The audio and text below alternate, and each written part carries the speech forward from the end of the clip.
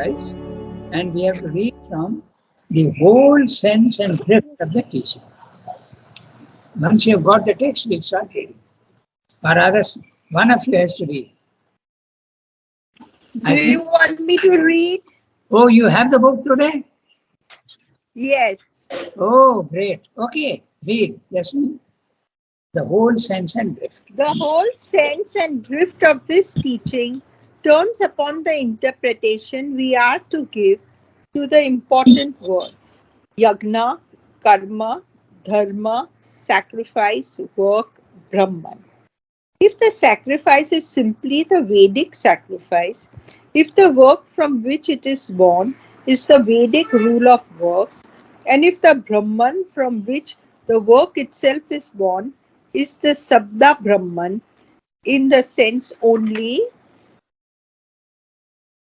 of the letter of the Veda, then all the positions of the Vedist dogma are considered and there is nothing more.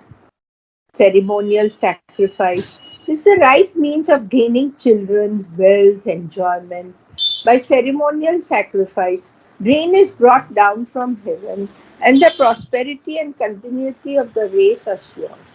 Life is a continual transaction between the gods and men, in which men offer ceremonial gifts to the gods from the gifts they have bestowed on him, and in return is enriched, protected, fostered. Therefore, all human works have to be accompanied and turned into a sacrament by ceremonial sacrifice and ritualistic worship. Work not to be dedicated is accursed, enjoyment without previous ceremonial sacrifice and ritual consecration is a sin. Even salvation, even the highest good, is to be gained by ceremonial sacrifice. It must never be abandoned. Even the seeker of liberation has to continue to do ceremonial sacrifice, although without attachment.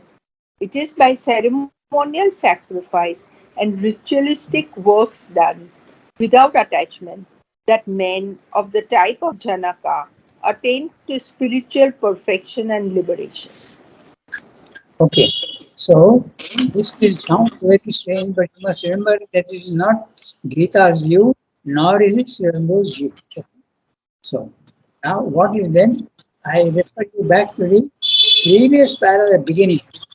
Here then are the two ideals, Vedist and Vedantist. So let's have a clear idea of these two things and then we will see what is being discussed. The Vedist and the Vedantist.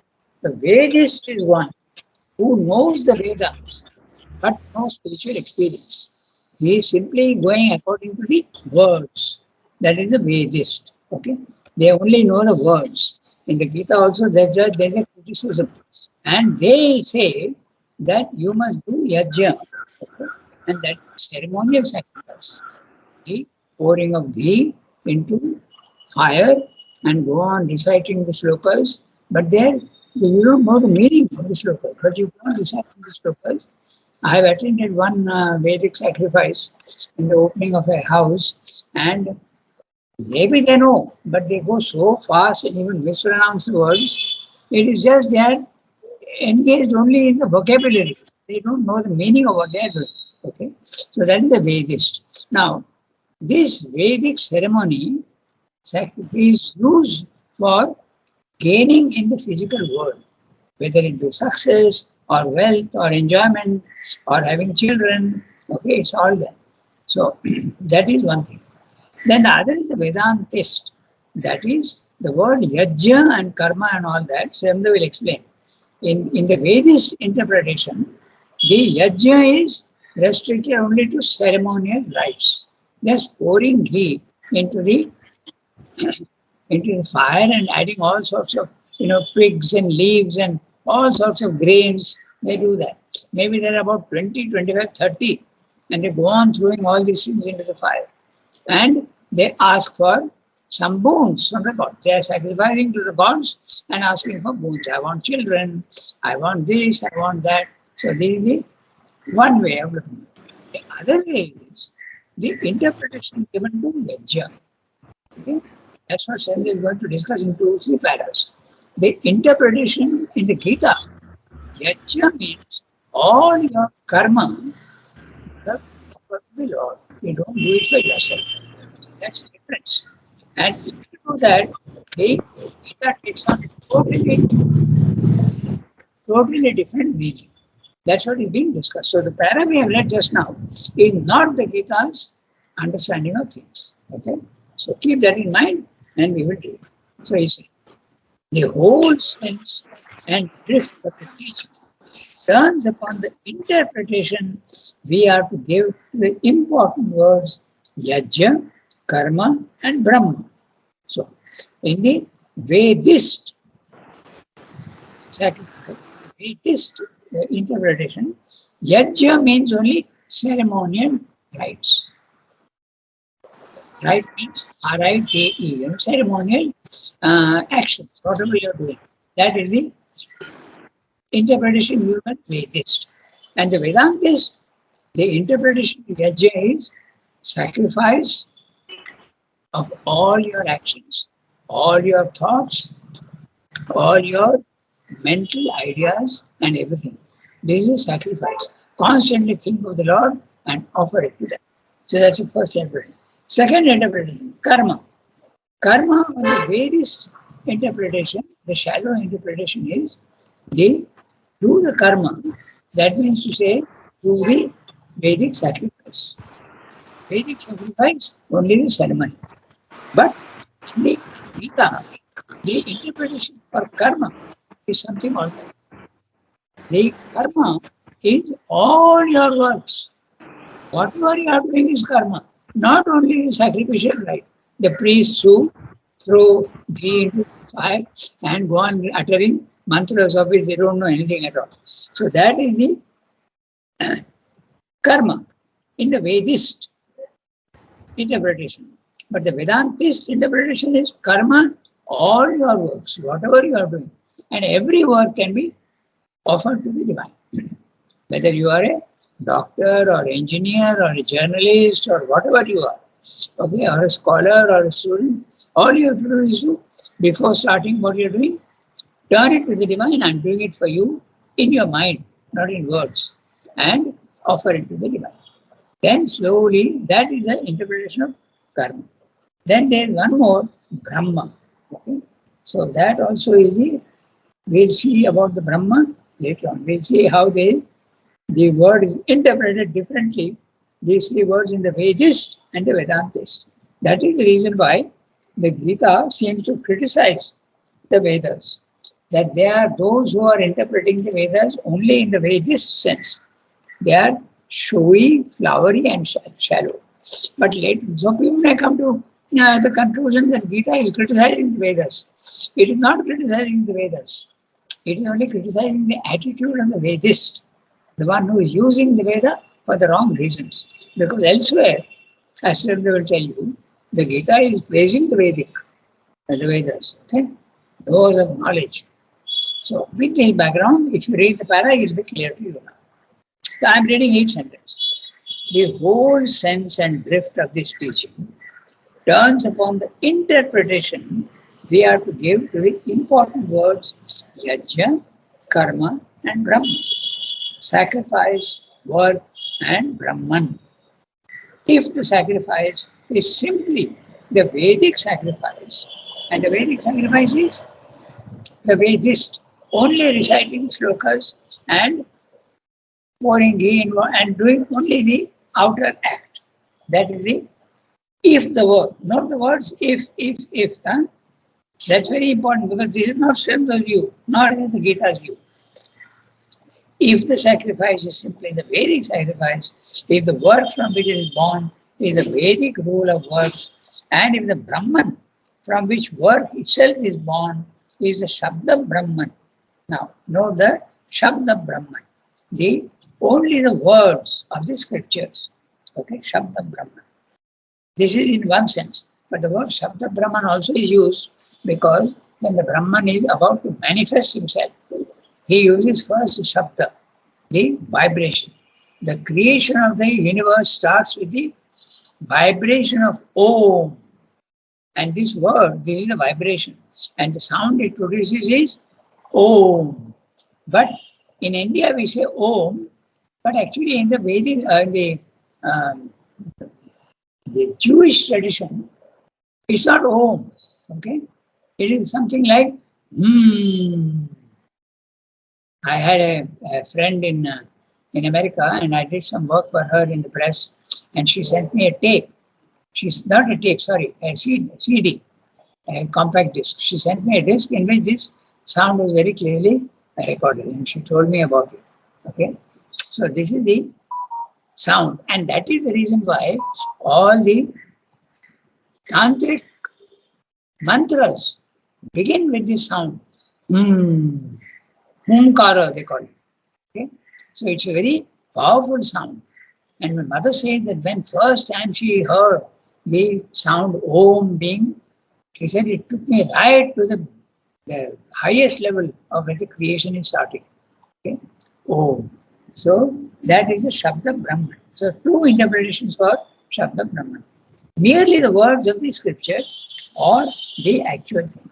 So if it is born and if it is Shabda Brahman in the sense only of the letter of the Veda, because actually Shabda Brahman does not mean that. Okay?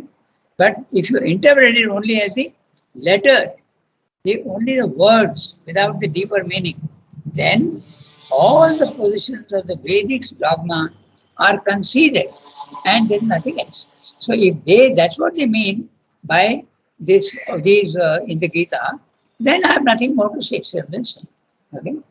Now, what he is writing, very, very careful. This is the aim of the Vedist, the ones who are reciting the Vedas, only for getting benefits in the physical world.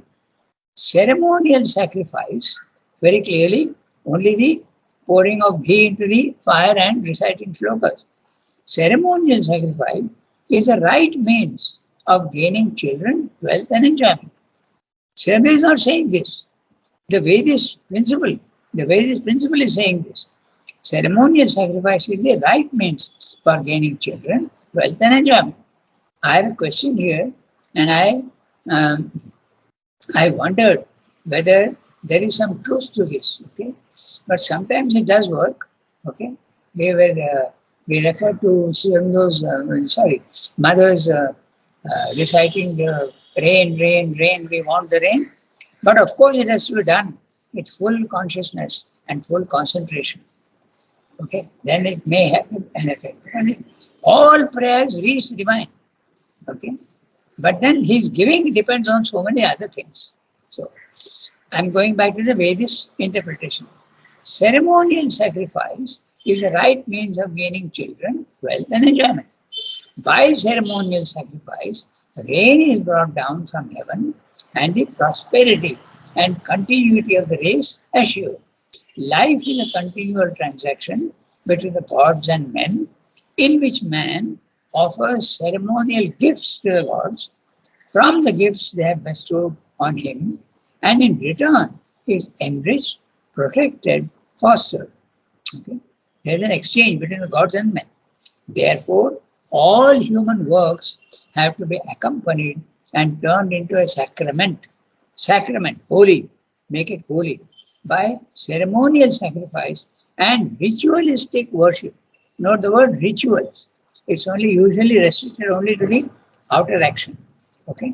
This is what the Vedist interpretation is saying. Work not so dedicated is accursed. Enjoyment without previous ceremonial sacrifice and ritual consecration is a sin. Okay? Even salvation, even the highest good, is to be attained by ceremonial sacrifice only. This is a Vedist wrong interpretation according to Gita. It must never be abandoned. Okay, Gita is not saying this. The Vedist principle is saying this. Even the seeker of liberation has to continue to do ceremonial sacrifice. Even after liberation, he will continue to do ceremonial sacrifice, although without attachment. It is by ceremonial sacrifice and ritualistic works done without attachment that men of the type of Janaka attain to spiritual perfection and liberation. So this is what the Vedis principle is saying about sacrifice. Now comes Sri Aurobindo own view. Okay? So um, obviously this cannot be a meaning of the Gita. So now you have the whole thing in context. Okay. So uh, next somebody has to read. So Archana, when you have the text, you can read. I don't know if she's there. Yeah. Yes, yes, Angad, I'm there. Okay, then So go you ahead. are Read. Obviously, this cannot be the meaning. obviously this cannot be the meaning of the Gita, for it would be in contradiction with all the rest of the book. Even in the passage itself, without the illumining interpretation afterwards given to it in the fourth chapter, we have already an indication of a wider sense where it is said that sacrifice is born from work, work from Brahman, Brahman from the Akshara, and therefore the all pervading Brahman. Sarvagatam Brahma is established in the sacrifice. The connecting logic of the therefore and the repetition of the word Brahma are significant, for it shows clearly that the Brahman from which all work is born has to be understood with an eye not so much to the current Vedic teaching, in which it means the Veda as to a symbolical sense in which the creative word is identical with the all pervading Brahman. The eternal, the one self present in all existences, Sarvabhuteshu, and present in all the workings of existence. The Veda is the knowledge of the divine, the eternal. I am He who is to be known in all the books of the knowledge. Vedescha Vedaya. Krishna will say in a subsequent chapter, but it is the knowledge of Him in the workings of Prakriti, in the workings of the three gunas, first qualities or modes of nature, Traigunya Vishaya Veda. This Brahman or divine in the workings of nature is born, as we may say, out of the Akshara, the immutable Purusha, the self who stands above all the modes of qualities or workings of nature, Nistaigunya. The Brahman is one but self displayed in two aspects, the immutable being and the creator and originator of works in the mutable becoming Atman Sarvabhutani. It is the immobile, omnipresent soul of things, and it is the spiritual principle of the mobile working of things, Purusha poised in himself and Purusha active in Prakriti. It is Akshara and Shara. In both of these aspects, the divine being Purushottama manifests himself in the universe. The immutable, above all qualities, is his poise of peace, self possession, equality, Samam Brahma.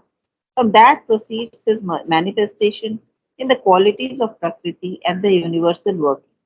From the Purusha in Prakriti, from this Brahman with qualities, proceed all the works of the universal energy, karma in man and in all existence.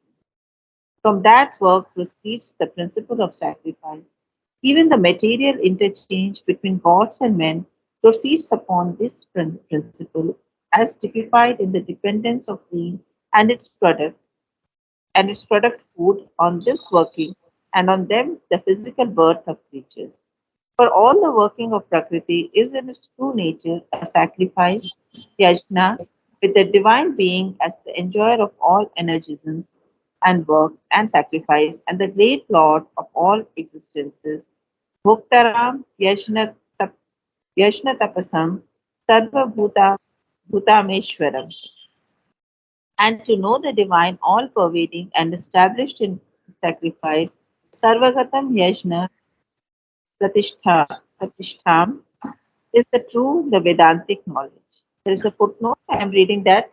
Yeah. That is Shloka 8, chapter 8, Shloka 1 to 4. That this is the right interpretation results also from the opening of the 8th chapter, where the universal principles are enumerated. Akshara Brahma, Swabhav, Karma, Sharabhav, Purusha, Adhiyajna. Akshara is the immutable Brahman, spirit or self. Atman, Swabhav is the principle of the self. Adhyatma, operative as the original nature of the being, one way of becoming, and this proceeds out of the self, the Akshara.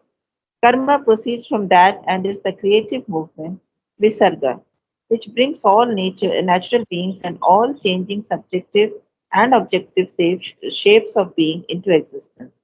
The result of karma, therefore, is all this mutable becoming, the changes of nature developed out of the original self nature, Sharabhav, out of Swabhav. Purusha is the soul, the divine element in the becoming, Adhidvaita, by whose presence, the workings of karma become a sacrifice, yajna, to the divine within. Adhiyajna is the secret divine who receives the sacrifice. Okay, so very big para, and as usual, it is very, very terse and compact, and we have to expand on the idea. Then it becomes clear. So, and also, we are reading only the essays on the Gita, not the Gita itself. So, he referred to the eighth chapter and also fourth chapter, eighth chapter. But we are studying only that's why I usually, when asked that whether have you read the Gita or not, some of you have read. I know that Tarika has read. I don't know if others have read, but Tarika has definitely read. I know because she often quotes the passages. And also, you can read it in English, or you can read it in Hindi, or you can also read it in Sanskrit original. Anyway, so let's get back to our text. Obviously, this cannot be the meaning of the Gita.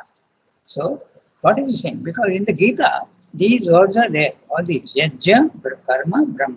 There are many who interpret the Gita according to the Vedist principle. That's what he's saying. Okay. So that is a misrepresentation. The right representation is something else, which he will discuss now. Obviously, this cannot be the meaning of the Gita, for it would be in contradiction with all the rest of the book, where he goes on saying that it is not to be only understood in it, but in the deeper sense it has to be understood, and with great detail.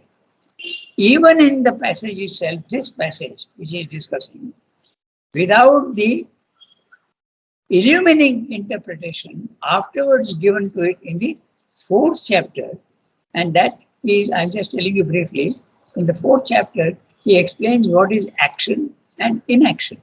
Okay, I think the other day also we had, but we'll just quickly see what is meant in the Gita by inaction and action. Normally, when you say action, you think of the physical body acting, and inaction means the physical body is not acting. But that is not the Gita's interpretation of action and inaction. Action is sure that you are continuing to do work in the physical world. Now, the question is, inaction is when your consciousness separates itself from your body, mind, life, and it's in an immutable condition. It is not moving at all. It is static. And that's the experience of the Brahman, the experience of the self.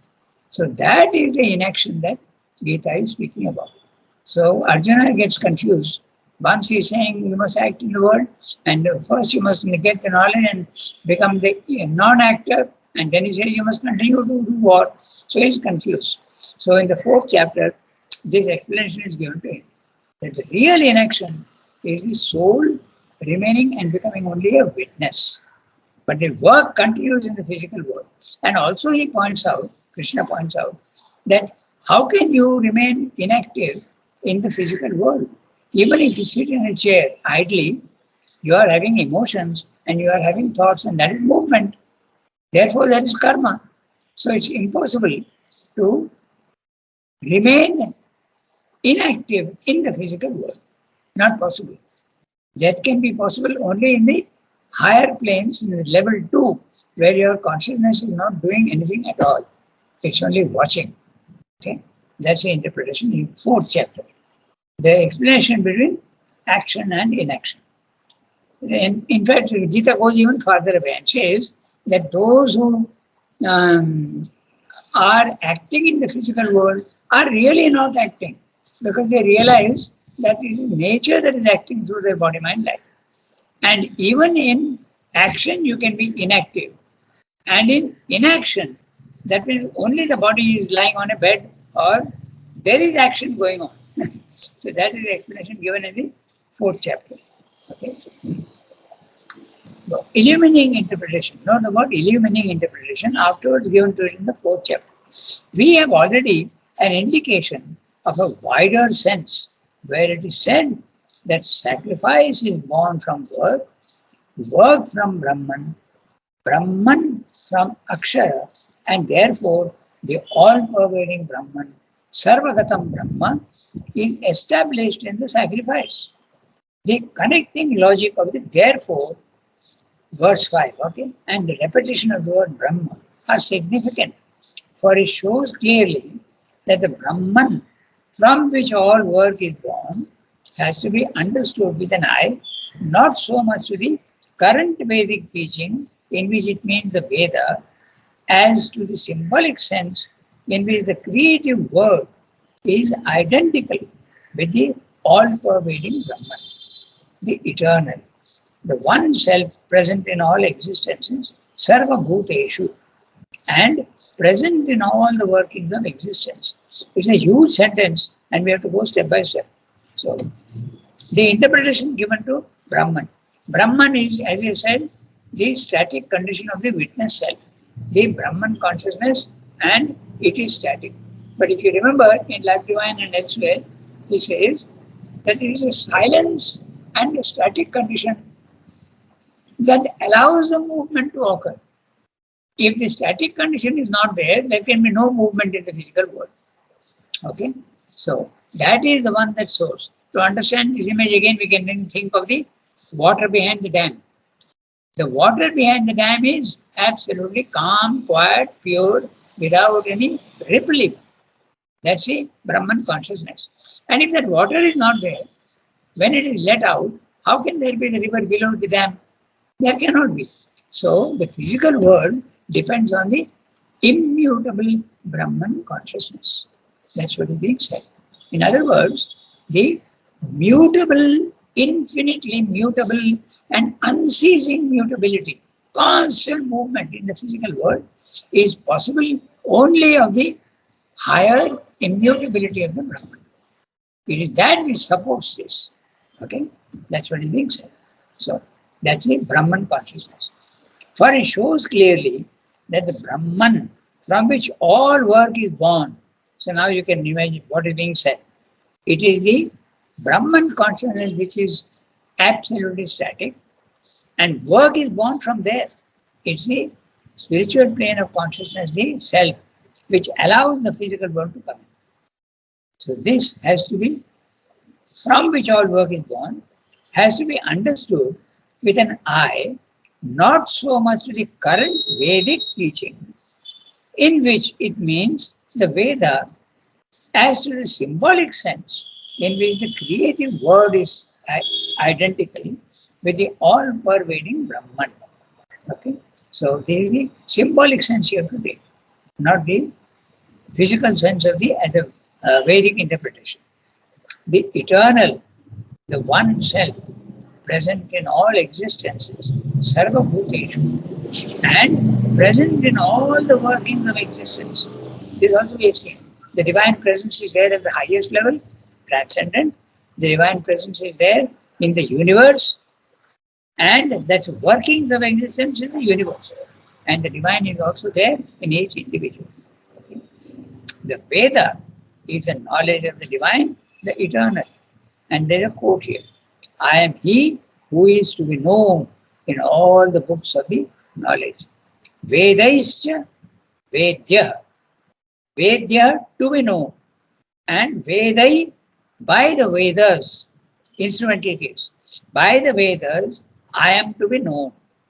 That's what Shri Krishna is saying. Krishna will say in a subsequent chapter. So he is praising the Vedas. He is not condemning the Vedas. But it is the knowledge of him in the workings of Prakriti. Okay? The workings of Prakriti in the physical world. The workings of Prakriti are level 1. in the workings of the three gunas, sattva, rajas, tamas, first qualities or modes of nature, Traigunya Vishaya Veda. So the Vedas, it's a plural, Vedas are Traigunya Vishaya. Their object is all beyond the three gunas. That's what he said. The Brahman or divine in the workings of nature is born, as you may say, out of the Akshara. So now we've got only 3 minutes and I don't think we can finish. But anyway, because the ideas must be clear. We always refer to three levels. Na? So now you can see clearly in Sri Aurobindo philosophy also and in the Gita, the three levels are very clear. Level 1, the Kshara consciousness. And what is Akshara consciousness? Your psychic being, which is the divine element in you, is actually developing from life to life. Okay? It is developing, it is Kshara, it is mutable. Kshara means mutable. Level 1. Then there is the Akshara, which is level 2, which is the immutable. That's the self, the Brahman consciousness. In the normal yogic procedure, when your soul comes out of your body-mind life and feels released, it is not in the prison anymore. That is the Akshara Brahman consciousness. Okay? So you are first in the level 1, you are the psychic being which is imprisoned in the body-mind life, Kshara, because it is mutable and the whole universe is also mutable. But your divine element in you also is mutable. In the Akshara, there is no mutability at all, immutable. But, and it is so immutable that there is a dichotomy, there is a complete difference between the physical world and you. You are in a transcendent consciousness at that level. Transcendent because you can experience the transcendent status, even in the level 2. Then there is a level 3, which goes to Purushottama, Purusha Uttama. So you have the Kshara Purusha, you have the Akshara Purusha, and you have the Uttama Purusha. So it becomes Purushottama. So these are the 3 levels, and Sri Aurobindo sticks to this line also. Okay? So now he is explaining. If they keep this in mind, the terms will be very clear. Level 1, our normal condition, Kshara Purusha. Level 2, the spiritual planes of consciousness where there is immutability, Akshara. And finally, at the highest level, both Kshara and Akshara are there, power is there, consciousness is there, and everything is there. Purusha and Prakriti become one at that level. Okay? In the level 2, Purusha and Prakriti are both there but always separate. Always separate. But in level 3, they become one. Okay? So, the Brahman is one, but self-displayed in 2 aspects. Okay? And what is that? Purusha and Prakriti. Okay? The Brahman is one, but self-displayed in 2 aspects. He splits himself up, if you want, in that way.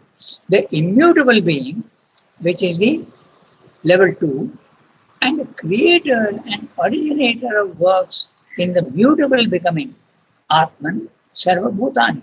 Atman is the individual soul, and the Sarva Bhutani are the all the creatures in the physical world, all the creatures, all that which is created, is Sarva Bhutani.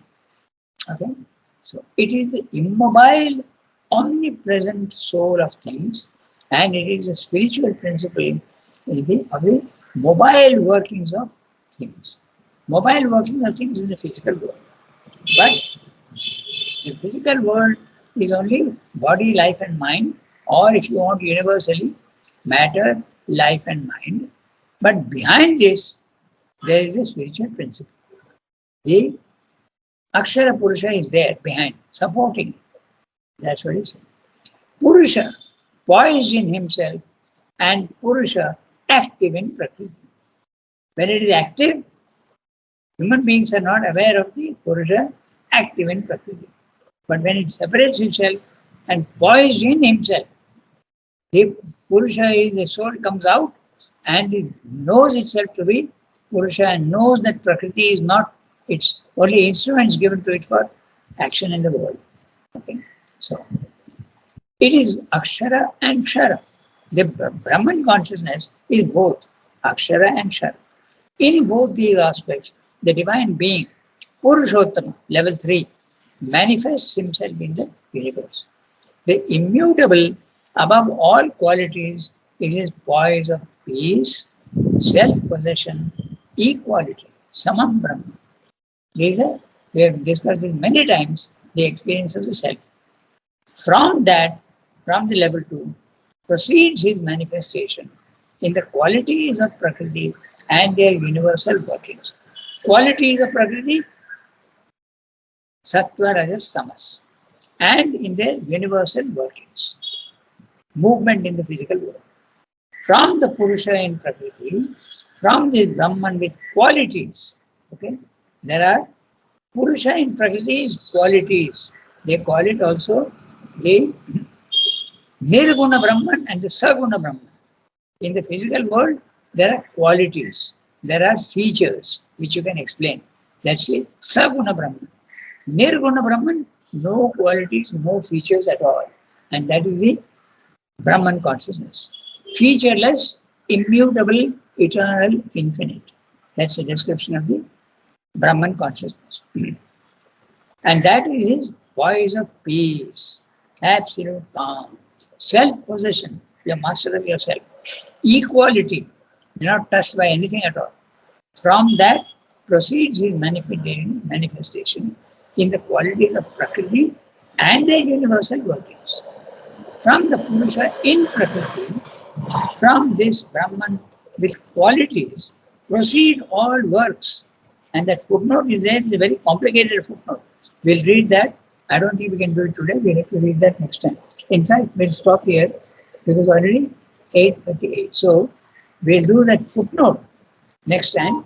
And that's why I'm stopping at this place where proceed all the works. Okay. So that footnote is pretty complex. We'll have to see that carefully. Okay. Because it refers to another chapter out of it. Chapter 18. Okay. So we stop here today. And au revoir to everybody. Au revoir, Ranganath. Thank you, Ranganath. Thank you, Ranganath. Au revoir.